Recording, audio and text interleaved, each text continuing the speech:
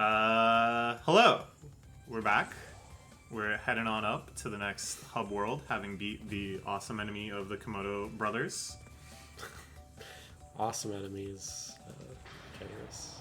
I like their design. Oh, we're still very quiet. Hello? Hello? Are we louder now? Yeah, probably. What does it remember to speak clearly? Speak clearly, enunciate all of your consonants and values. Like your personal and political values. And your moral and ethical understandings about the human condition. Okay. Alright, let me tell you about the human condition. Do you know about live action role playing? Yeah. Have you ever been more than 2 steps removed from it? I don't know. I've known some LARPers in my I day. was gonna say, I assume I'm closer to it now. A friend of mine in public school got super into it. This guy Jason, who I may have mentioned before. Well, I mean, I who guess was when in you're the just military. a kid, you live action roleplay all the time. I guess it's like, it really is like the default mode of play when you're a kid. Is that you're like, I'm Superman. I'm Superman. And there's always the force field kid who's like, you can't, nothing, your attacks don't work on me. I have a force field, it's invincible. It's interesting that one is like transcendental of all cultures. In Japan, you cross your fingers, and that means you have a barrier up. And they'll do like, oh, I had a hidden barrier behind my back, my fingers were crossed.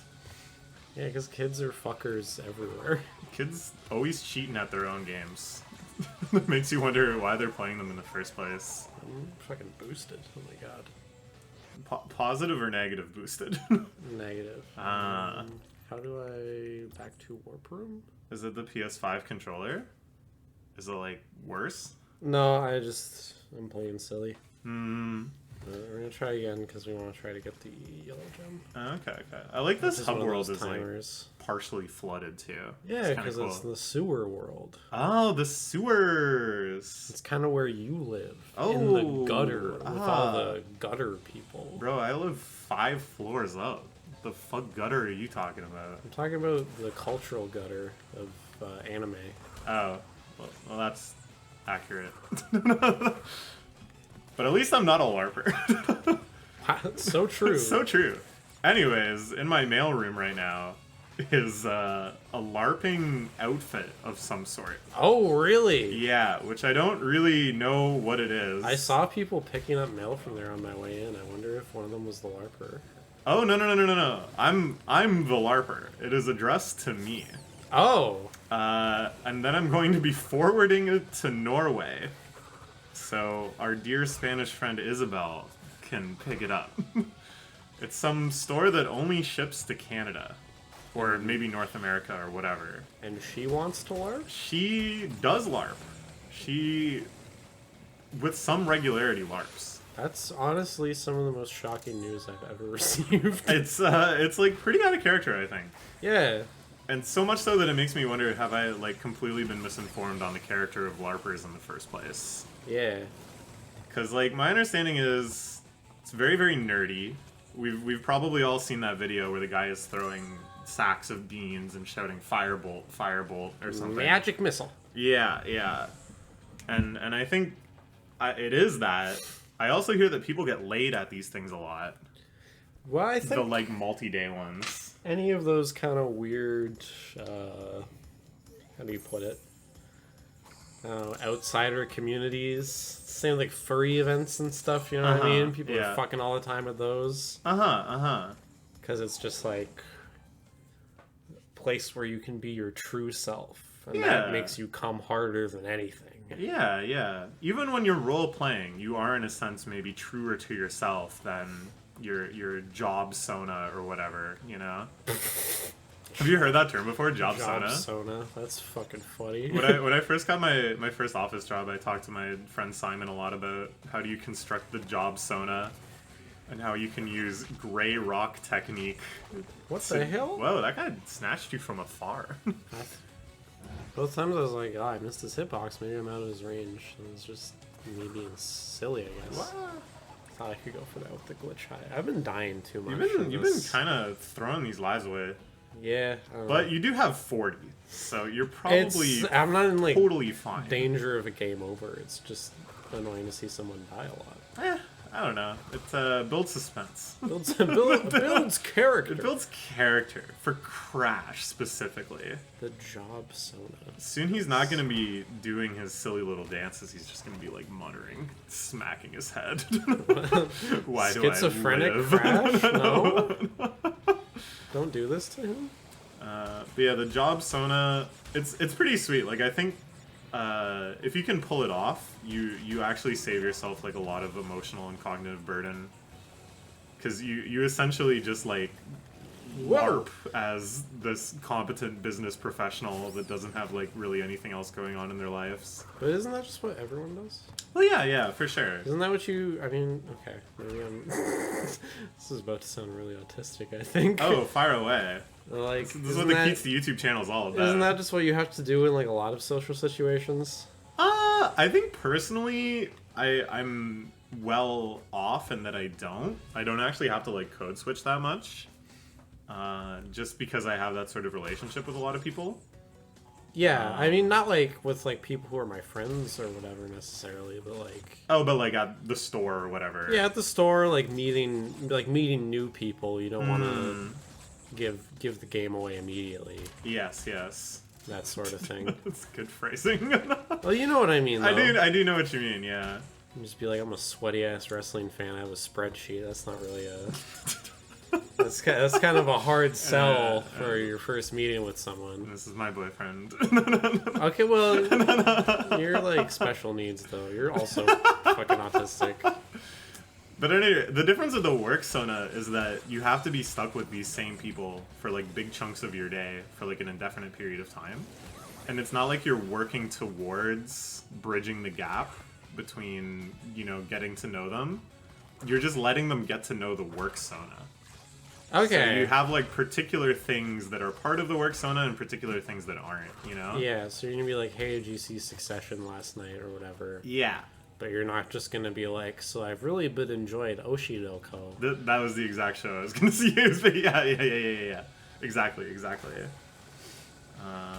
And so yeah, if you're spending a lot of your life in the work Sona, I think the LARP Sona really could be a lot more like accurate.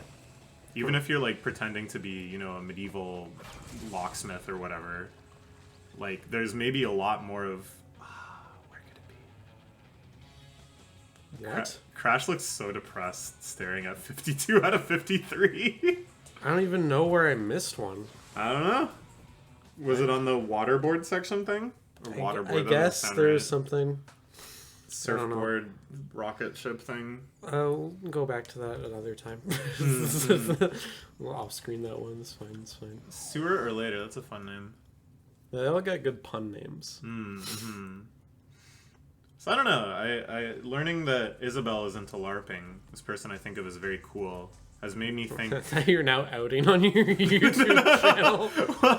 well, maybe it's LARPing that's cool. Maybe I'm the one that's not cool for thinking LARPing is lame.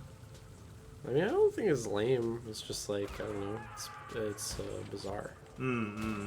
It's one of the many peculiarities. Because to most people, being into professional wrestling is lame, or being really into just like Final Fantasy 14 or JRPGs or anime, all that kind of stuff is, I would say, considered pretty whack by a large majority. I think though, like, the difference for me is the costumes, and it's not just, it's like the role playing interspersed with costumes to me is like, it's like a different category. That's like way more dorky to you. Yeah, or it's like harder for me to get my head around it. Because, like, you can go to an anime convention and cosplay, sure. But you're not going to be, like, in character, like, all weekend, right? Like, well... you're... right? Well, actually, I don't know. I don't really know that many cosplayers. Can I go back up, please? No. Okay, I'm just going to kill myself. If my memory is correct, there's no boxes down here. It was just that gem, and it's right at the start of the path. So and the gem persists even if you die. Yeah, you save like your inventory when you die. Okay. Like, far beyond for me to call anything lame, but like, the idea of like being in character for the whole weekend, it just seems like beyond the pale. Like it yeah, I just guess like, it's very definitely like more intensive. because like D&D, there may be a role playing aspect, but there's also like a now we're gonna just like stop and eat pizza. But my understanding for these like hardcore LARP sessions is like you're cooking food on the fire and like you are like in medieval times the whole time. It's like adjacent to like a Renaissance fair in my mind, which I also think of as like very dorky. But maybe that's awesome. I don't know. I get it. I can kind of see the appeal of like, you know, you're pretending you don't have a cell phone and you're hanging out by the fire or whatever. It's kind of neat. To me, my thing with all this stuff is just like, it's for these people, and this is what they gotta do to relax or whatever. That's chill. Yeah, I think the biggest thing to me, especially with like how more and more voyeuristic everything is on the internet, is like, remember recently when everyone was just posting the clips of like the Ren Fair where some woman like gives you a drink and like talks to you very like dominantly and stuff like that, where it's just like, this is let him be there for those people and like whatever. Like the fault is not with them for wanting this. Yeah, it's like with us for looking in on it and being like, ooh, isn't that kind of weird? I agree. I do. I like when I say like dorky and stuff, I mean it non-judgmentally. If that makes sense. Like, I would never condemn any of these people. It's just that I also expect these people to be weird beyond the pale. You know? Which I don't know, like I don't mean that again, like it sounds like I'm being judgmental, but there's nothing wrong with that. Well, I think that's the thing, is that realistically you find out that like it's a genuine mix. Where there are people who like this is kind of their whole thing. Maybe it's just a guy who like his whole job is organizing these sorts of events, but then there is, you know, the Isabels, who is just like a pretty regular working woman who just kind of has, you know, her 9 to 5 and is into just like regular shit, but this is just a thing she really appreciates. Yeah.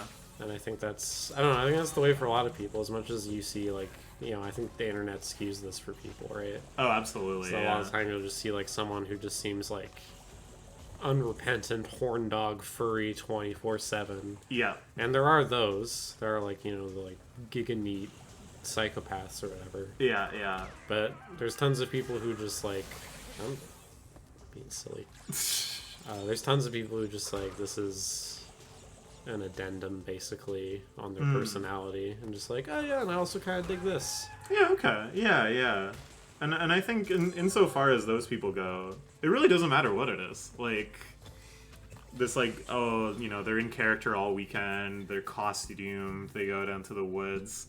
Like, it feels more hardcore on the surface, but not really that different in the way that, you know, oh, I'm gonna go to like a big Melee tournament like all weekend. Like, yeah, I mean, I'm probably gonna spend like 30 hours cumulative in this big sweaty room. It feels like only a couple steps removed from people who are like really hardcore into like camping or hiking or something. That's a good point, and those people are normies. Yeah. By most common definitions. Like, you're just basically camping in character. And I feel like, you know, now that I think of that, that's probably a big appeal for her, because I know she also does camping, like regular non-costumed camping too. I think that's the other thing, is it's a very like intricate sort of experience in regards to all that stuff, which is probably a big appeal for people who already have, pardon me, that interest, right?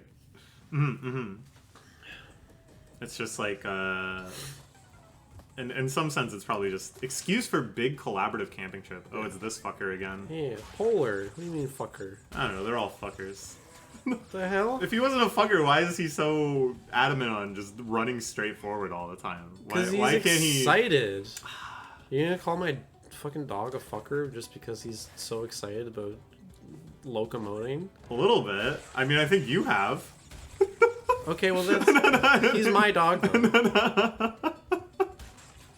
I'm allowed to be mean to him because I also pick up his shit and feed him. Alright, that's fair, that's fair. I wipe the gunk out of his eyes. That's fair, that's fair.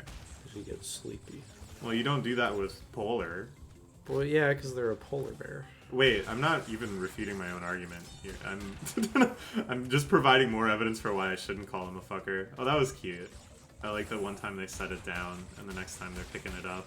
Yeah. And it creates a different mode of jumping puzzle. Cock and balls. I will say this though, and maybe I'm wrong. The checkpoint. I'm so dumb.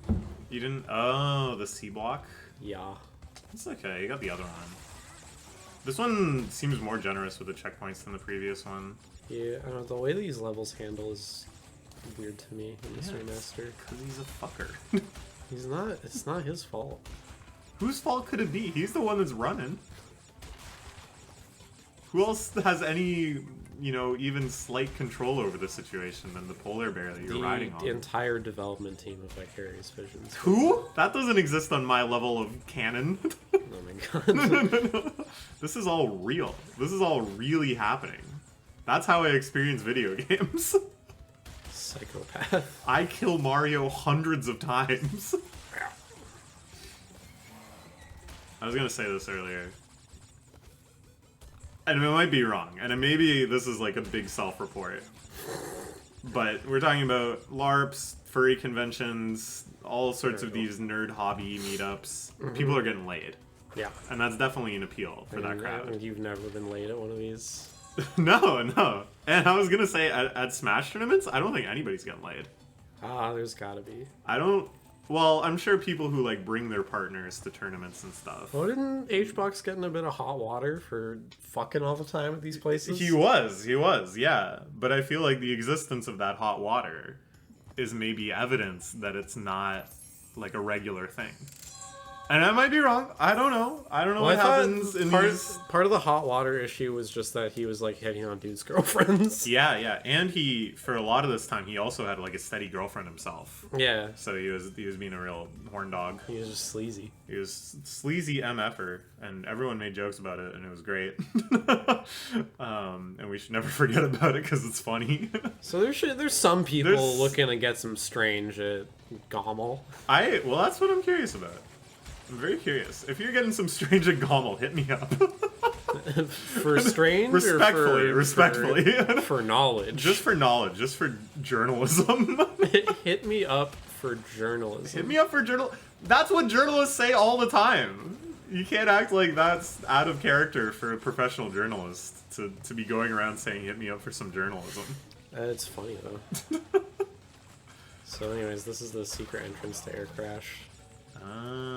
So now we can get the gem in Air Crash. I see. I think I had a dream about Crash recently, and specifically the gem that you could get early. Oh, the red gem in the original? Yeah.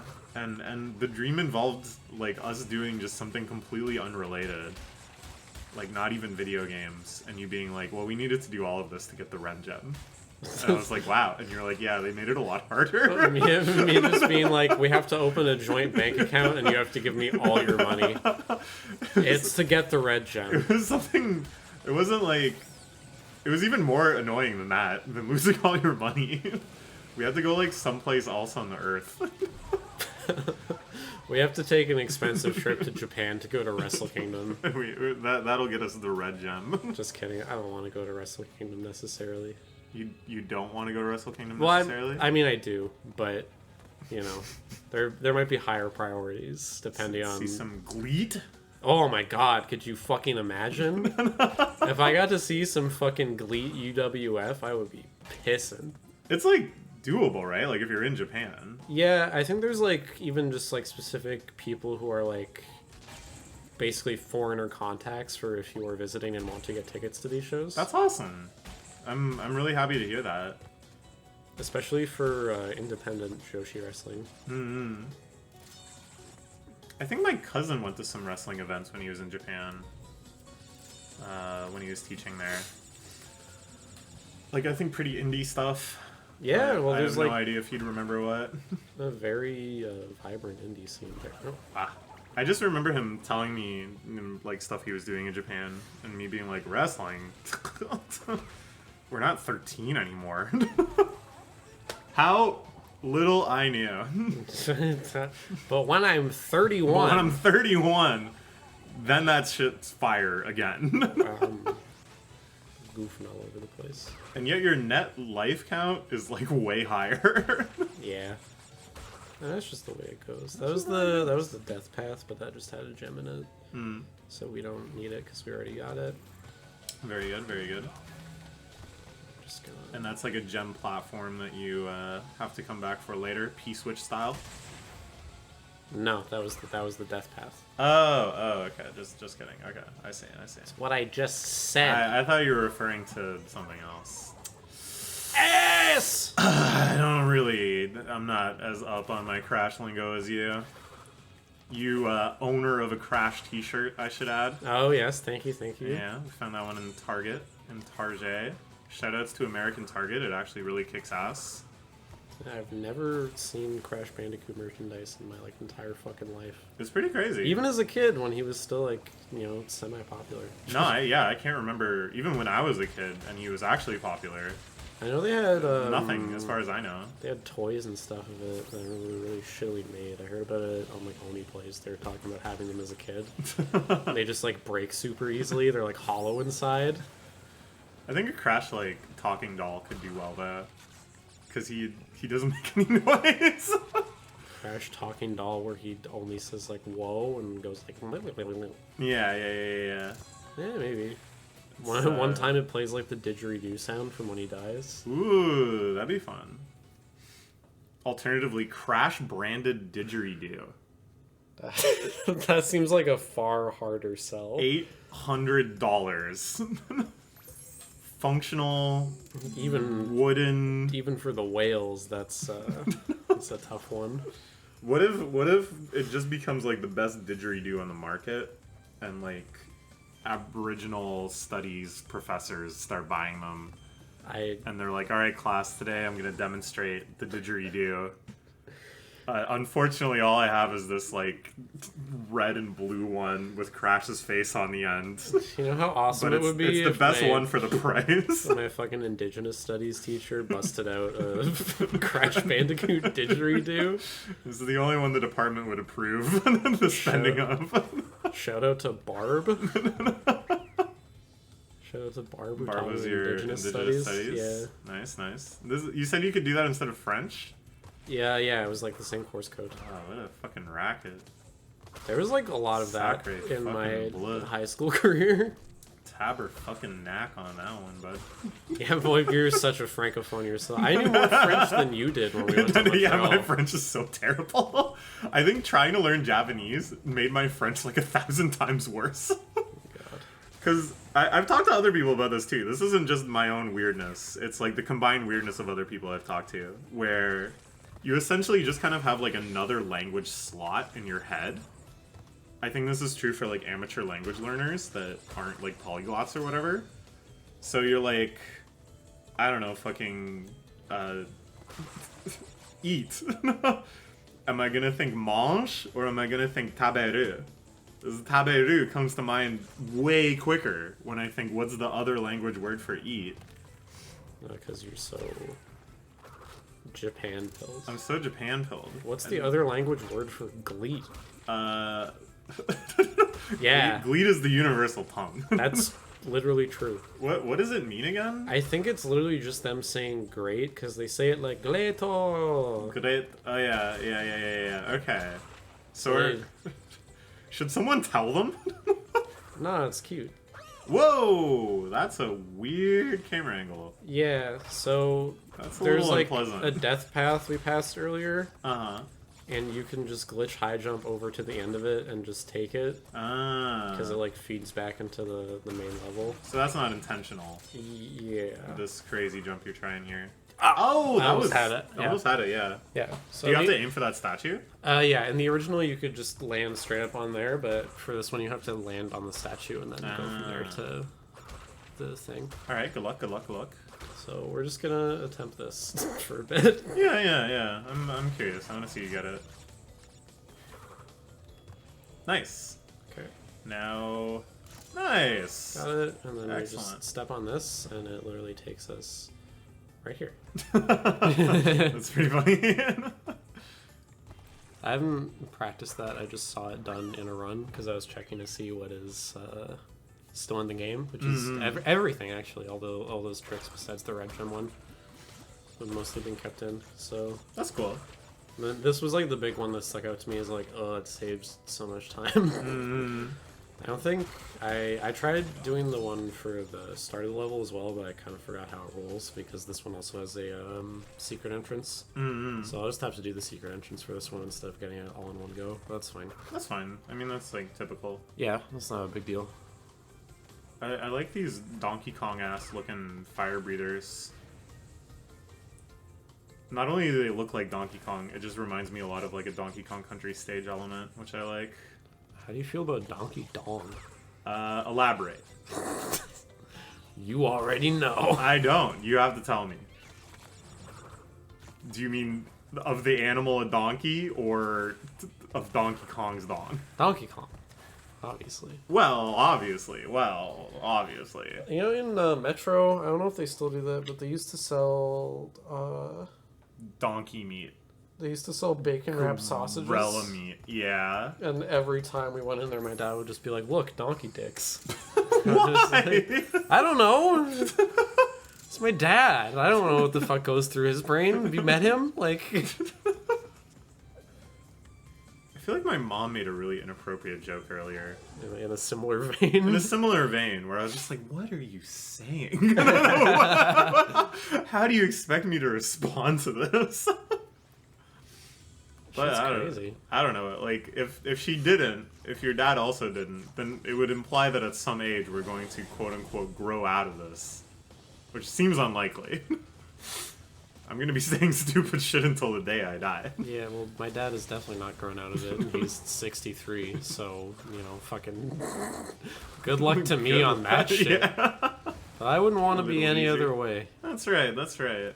I'm okay with being a silly boy. Also, this level's cool. Yeah. It's a neat variant on the boulder. Well, that's fun. Yeah. Can you go back and mess with him? I don't know. Give him a little poke. Wake up, doofus. Oh, and then there's just another one. I thought he might get up. Yeah, no, it's just, cascading multiple. angry giant polar bears. Bro, if one of these guys just got down a little earlier and then just stopped, it's over. You're trapped. What could you do? You're trapped between them. Oops. Poor Crash. Oh, poor polar bear. Poor Crash. What the... Jesus. So, Goodbye. So Secret? Yo, yeah. That's cool. What the fu- It's just a man. Yeah. And he's exiled forever. And he's got a gun. He shadow realmed himself. It's one of the Cortex scientists. Oh. We don't... Well, I guess in that sewer level there was men with flamethrowers popping out of the ceiling. Okay. Yeah, and basically every game you see them more as they go on. Because like we barely saw them at the start in the first game, and then once you get to like all the lab stuff, they're just like everywhere. Yeah, as you encroach further on Cortex's lair. It's just like always interesting to me, like, you know, Tortoise with razor blades strapped to his back, that seems like a fair fight. Like, sucks to be him. I don't know why the fuck they made it. Just leave these guys alone. But this dude, he's woefully unprepared. He doesn't even have like a sci-fi gun. He has like a shitty old gun. It's just because he's based. Oh yeah, they were here. Okay. Ah. Did they perhaps like move it a bit lower so you could see it in the remake? Yeah, I'm pretty sure in the original you just can't see that shit at all. Okay. That's I don't fully remember though, so I could be wrong. You just kind of got to be guessing. I'm just kidding. Oof, tanked. Okay, mention to that. Fair enough. The thing is, in this, the bullets feel a lot easier to dodge. Obviously, that one kind of put me in a bad spot. Okay, you're good. We masked through it. Yeah. Oh. Whoa. Oh, what? Were those two things related? Yeah, kill them all. those were a mechanic earlier in like the first level, but I skipped them. Ah. Whereas the pits that I was like doing the high jumps out of. Oh, yeah. The moles would start harassing you in there. I remember from when we were playing the original, that happened. Yeah. This looks irritating. We'll just do that. Nice. That's fine. That'll do. Speedrun tactics. Not worried about keeping the masks. That's fine. Mm-hmm. Anyways, we got crystal. We got the extra boxes there, and we got the extra boxes here. Very good. Oh. Oh, well, after this episode, after this level, should we move on to next episode? We'll do the boss, and then... This, we're keeping up a pretty good pace of one world per half hour-ish. Yeah, even with me going for stuff. Which is nice. It's the God Gamer strats right there. I learned recently about Ludwig's God Gamer Gauntlet, which is, getting over it, Pogo Stuck, and Jump King, all back to back to back. Pogo Stuck is fucking hard. I've never played it. I've only played Getting Over It, and I loved Getting Over It.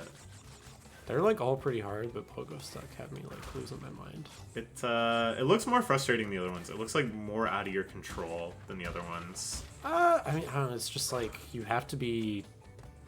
It feels like even more precise than the other ones. I can see that because it's like not just you need to like maneuver your way there. You have to like commit every time, and then you have to basically know all the angles you want to go for. That seems more frustrating. What I liked about Getting Over It was like, to a very large extent, it was like intuitive. You know, like yeah. Even though it's a weird activity that you've never done in your life before, I feel confident that I got good at it, and I could do like novel stages way better than the average person. Yeah. It's not like I learned specifically how to beat Getting Over It. I learned how to maneuver with that control scheme, you know? Which is what I really liked about it. Oh shit, combining mechanics! Yeah. Good luck. Good fucking luck. So yeah, I don't know. I'm like tempted to try this, but yeah, Pogo Stuck doesn't really look fun to me. And Jump King also kind of just looks like Memo. Like you just kind of learn this is what I do in each spot. Yeah. I might be wrong. I haven't tried it yet. I guess that's the kind of satisfaction I found with like Celeste though. Is that especially in chapter 9, it's not really like I'm sight reading this. It's just like understanding the moves you have to make and then the satisfaction of that like perfect execution. Okay, so it's almost more like a puzzle. Yeah, like you're putting together like, oh, if I do this, then I do that. What did he just take you to like a spirit realm? It's another secret exit. In the original version, that like lags the game walking back there. It was not ready for you to see these things again. Yeah.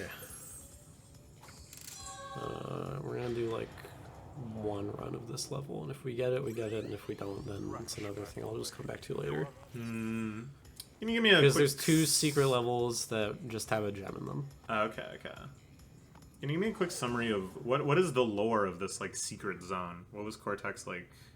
Was he like, you were not supposed to see this? No, that was just like story progression because I got the crystal. Oh, okay. So that was the cutscene you'd see even if you didn't take the secret exit. Yeah, I have honestly no fucking idea where this is supposed to. This is just like, I don't know. There's a cool secret place. Yeah, I'm fine with that. So we have to utilize I'm down for a polar dash jump. Okay.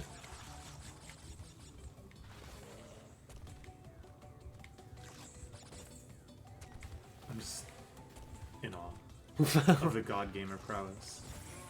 Oh my god. Intentional because you need to kill every single box? Yeah, you have to. That's all there is to get in this level. Yeah, like actually just clearing it does nothing. It's just getting the box gem. Yeah. Okay, I see. Alright, I think you can do this. Yeah, I think I know where everything is. I just mean if I like miss something random that I like had no way of knowing where it was, then I'll just be like, whatever. The timing on this looks awkward. It looks like you have to dash off and then just start the jump trajectory in midair. Originally they were all a lot higher above the stage, so it was always just like a big jump, but maybe this wants me to dash off and then jump. It looks like it, because it looks like the arc starts like really low and far away. This is a tough one. This is a tough one. You gotta use some coyote time, or I guess in this game, bandicoot time. I suppose so. I suppose so as well. Really, that should be called donkey time. But that sounds wrong. Oof. Really, that should be called donkey cocks. Because I get what it's referring to in Looney Tunes. Oh, I'm actually so fucking hungry. Oh my god. You're like IRL hungry? Yeah. Not like hungry for the W? I have... I'm also hungry for the W. That is certainly an additional troop. How did you only get those two? That's fucked. It feels like if you got those two, it should be almost impossible to not get all 4. Okay, well, in terms of food, we could wait until Jessica's off work, but I don't know when that'll happen. Nice! Okay. Alright. Yeah, okay. If you beat this, I have actually an insanely tasty thing in my fridge you can eat. Are you promised it's actually tasty? It's something you'll love. Okay. It's something I know you love. Okay. And you're gonna be pumped when you hear what it is. That's exciting, man. So you'd better focus the fuck up. I'm liking these checkpoints. I'm liking these Wampa fruit. I like that kind of talk. So fucking hard to see where everything is. Yeah, this one, it's like the draw distance is shorter too, I think. Well, yeah, it's supposed to be like foggy. Because it's foggy, yeah. Foggy, more like fuck you. And we did it! I think I caught everything. Let's find out. Let's do a weird jump around that pole. Yep. Yeah, 38. And guess what? In the fridge is leftover pad thai from Pi. Oh, fuck, yeah! Yeah, that's pretty good, right? That's exciting. What that kind of lives pad up to thai the did you hype. get? With shrimp. That's good. That's good Yeah. stuff. Alright, so we got this, and then Very we'll hit the boss, which I think is Tiny Tiger. Tiny Tiger? Like Tony Tiger. But tiny. Sure. For a different type of furry fetishist. Definitely there is some big Tiny fans. Alright, I'm excited. Because the thing about him, right, is that it's kind of a bit of a classic joke. Oh, yeah. So he's called Tiny, but he's jacked. He's a beefy boy. Yeah. Like Tiny Kong and Donkey Kong. Yeah. These series kind of move in lockstep. They're just constantly aping each other or bandicooting each other. He's pretty big. He doesn't really look like a tiger to me, though. Where's the fucking stripes? I don't know. What's the deal? Anyways, this is Alright, we're... Oh, and then... Zap. Oh! Oh, well then. Yeah, you want him to fall into the pit. And No. That there was some Coyote time. Because this is what I was going to say. In Looney Tunes, Coyote runs off the cliff. Oh, that's why... Okay, that makes sense. Right. Well, it kind of makes sense. But do you ever remember him, like, jumping afterwards? Oh, no. He usually just kind of, like, stands there and he hangs falls. there. He hangs that's there. That's the whole idea. But he doesn't jump afterwards. Yeah, that's why it's then a Coyote jump. So the jump isn't descriptive of what Coyote did. Yeah, no, it's just... It's just like, hey, remember? You Coyote and then you jump. I think it should be called Donkey Time. Because in Donkey Kong Country, that's the first game I can think of where you could roll off the ledge and then jump out of your roll. It should be called Donkey Time, because when I get bricked up, I say Donkey Time. I don't know why there's so much just like, what if you fucked a donkey conversation today? I mean... I tilted myself. So when I get bricked up, I say Donkey Time. It's like saying stupid bullshit. That one got me. I don't know why that one got me. It's because it's just like right on the realm of believable. Me opening up Reddit.com. Ooh, Donkey Time. Ooh. Oh god, I'm sorry guys, it's Donkey Time. That's really gonna be like a cultural moment, I think.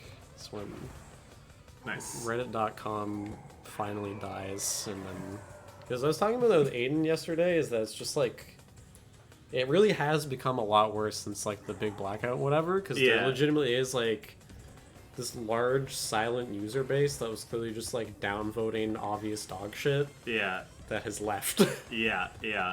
And is no longer like quality controlling, and now there's just like so much obviously like antagonistic, contentious kind of stuff going around on like RL or whatever. And like Reddit was never great, but it's like had several waves now of enshittification, and this is just like the biggest. A lot of people have been describing it as enshittification. I think it's I've a good never term. heard that term before, and I was like, it's why is everyone saying this shit? It's from some essay by either Cory Doctorow or someone similar, who basically just kind of argues that all of these services are like just doomed to enshittification, where like, basically, yeah, there's going to be a continuous exodus of the good users that are necessarily to kind of police and outrank the bad users.